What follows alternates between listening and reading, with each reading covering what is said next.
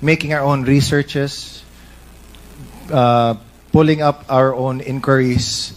This is another source from a completely different party and is unrelated to what we do.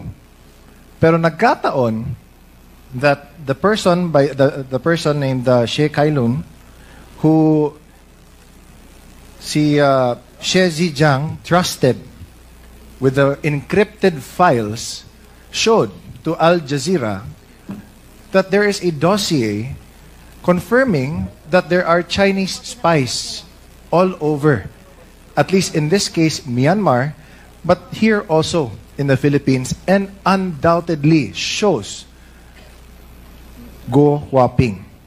In the picture, where she was born, even her mother, and the name of Lin Wenyi. Mr. Chair, again, we were told, kanina nagtanong tayo kung lumaki ba si Ma'am Alice dito sa Pilipinas, kung dito ba siya ipinanganak, kung Pilipino ba yung mga magulang niya. She first said na dito daw siya lumaki, which is false.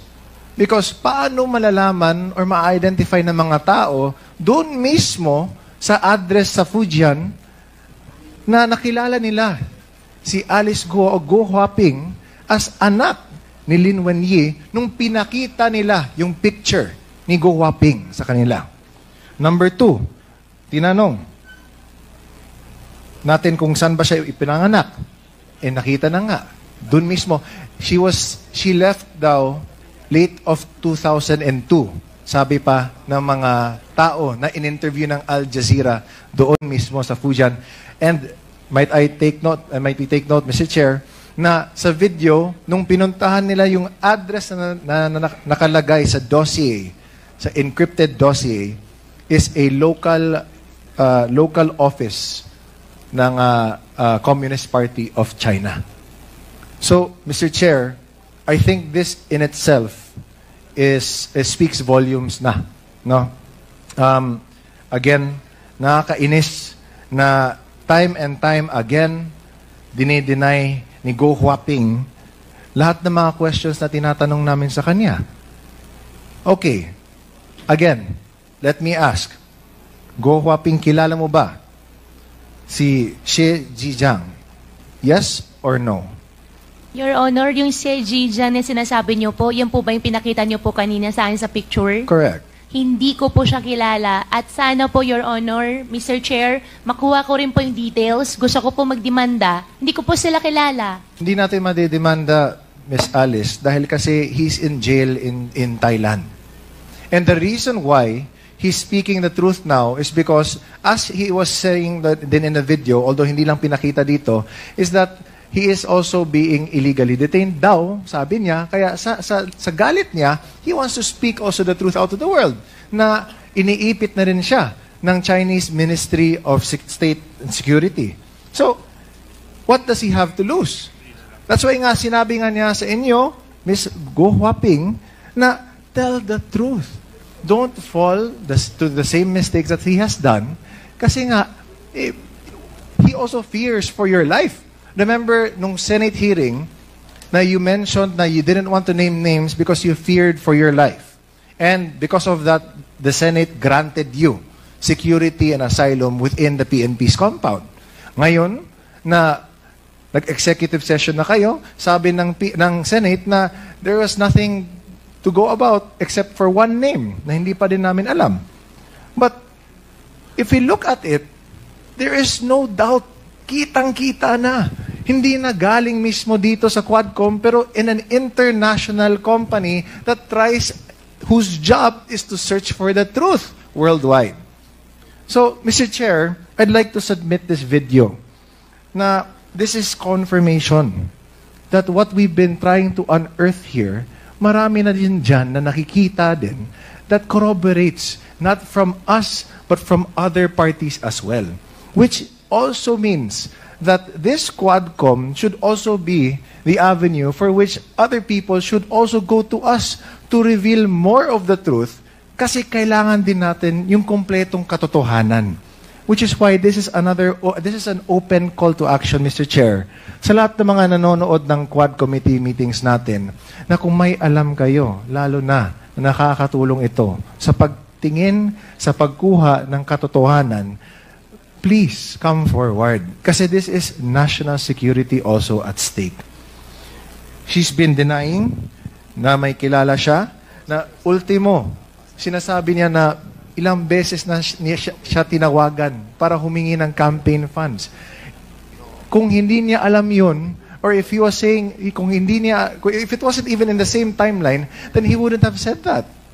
Diba? Timing. Elections natin, doon din siya, tumakbo din siya, humingi siya na tulong. It all adds up. It all lines up. So, Mr. Chair, I'd like to submit this video to the committee, and I hope na people really try this time na mas marami pa na will come forward to speak truth to this matter. Thank you, Mr. Chair. So, ito. Wala kang kilala dito. Sa tatlo po, ni isa po wala po akong kakilala, Your Honor. So, ito, nandito si Shezi Zhang when he was saying, Mr. Chair, na dito siya na-recruit sa Pilipinas as a spy. Baka iisa lang pala ang nagre-recruit sa kanila. Hindi natin alam, no?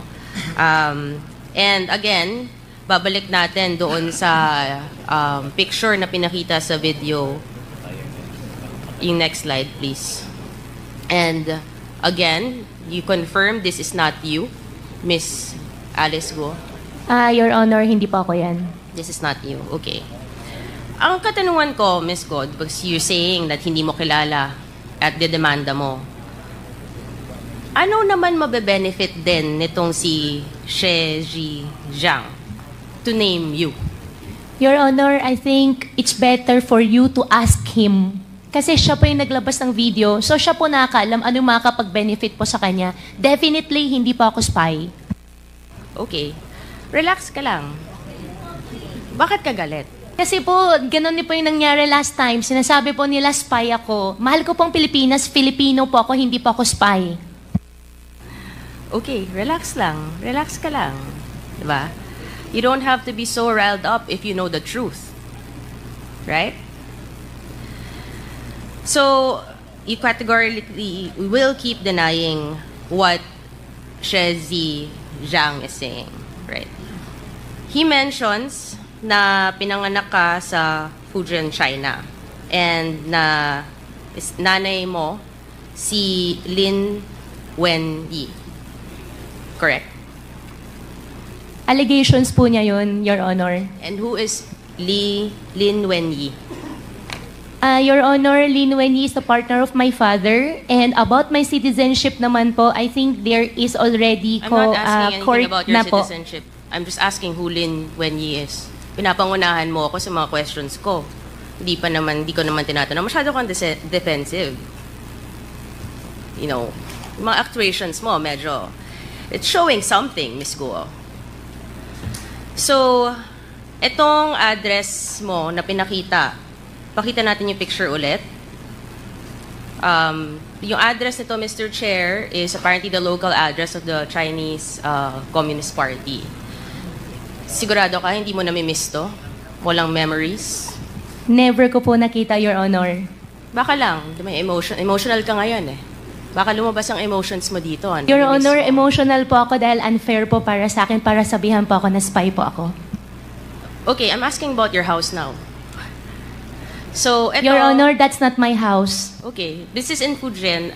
Balik lang natin sa last hearing na meron pinakita si Congresswoman Luistro, no? Yung nagko-congratulate yung people of Fujian sa kanya. So, kung hindi ka taga dito, at mukhang taga dito naman yung sinasabi nilang bahay nila, bakit naman din? Pakita nga natin ulit.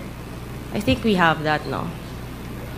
That the people of Fujian was congratulating the first mayor na naging mayor dito. Yan. We have a translator here.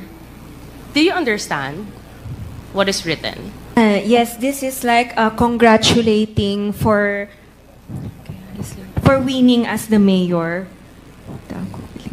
Okay, and then these are the people who prepared this congratulatory page. Those are the people, yung mga pangalan. Below. Yes po. Okay. Baka kunin natin, Mr. Chair, yung mga pangalan na yan. Yeah, can you please post it again? Yan. Oh. Sino-sino yan?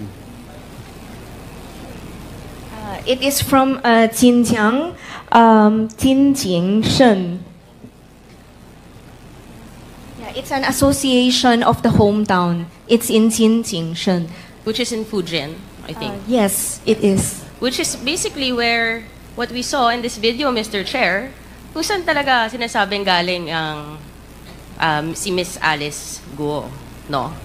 And then itong si Lin Wenyi na tinatanggi naman po ni Miss Alice Guo na hindi mo nanay, no? Which later on, nakakalungkot if she really is your mother, na you're denying your ties to your mother. Sinabi din sa documentary, Mr. Chair, na umalis nga daw siya, sabi ng mga residente doon, na umalis siya towards the end of 2002. From the previous hearings, we have a copy of the special investor resident visa. Yung next slide, please. Yan.